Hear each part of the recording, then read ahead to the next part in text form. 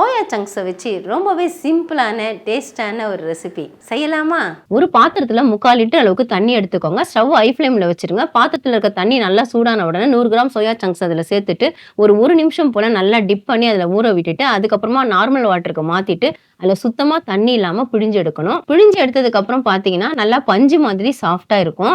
1 teaspoon தனி மிளகாய் தூள், 1 teaspoon Kashmiri chilli powder, 1/2 teaspoon மிளகு தூள், 1/2 டீஸ்பூன் சீரக பொடி, 1/4 டீஸ்பூன் மஞ்சள் தூள், 1 டீஸ்பூன் கரம் மசாலா, 1 டீஸ்பூன் தூள் உப்பு சேர்த்துட்டு கூடவே 3 டேபிள் ஸ்பூன் அளவுக்கு சோள மாவும் 2 டேபிள் ஸ்பூன் அளவுக்கு அரிசி மாவும் சேர்த்துட்டு நல்லா கலந்து விடணும். கலந்துட்டு ஒரு மீடியம் சைஸ் எலுமிச்சம்பழத்தோட சாறை பிழிஞ்சு விட்டுட்டு மறுபடியும் நல்லா கலந்துக்கணும். தேவையான அளவு தண்ணி சேர்த்து கலந்து விட்டுட்டு 10 நிமிஷம் மூடி போட்டு ஊற விடணும். 10 நிமிஷத்துக்கு அப்புறம் பாத்தீங்கன்னா பொரிக்கிறதுக்கு தேவையான அளவு எண்ணெயை சூடுபடுத்திட்டு ஸ்டவ் ஹை ஃப்ளேம்ல வச்சுக்கோங்க. நம்ம கலந்து வச்ச சோயா சங்க்ஸை ஒண்ணு எண்ணெயில போடணும். எண்ணெயில எவ்வளவு போட முடியுமோ அந்த அளவுக்கு போட்டுட்டு ஒரு 10 செகண்ட் கரண்டியை வச்சு கலராம அதுக்கப்புறமா கலந்து விடுங்க.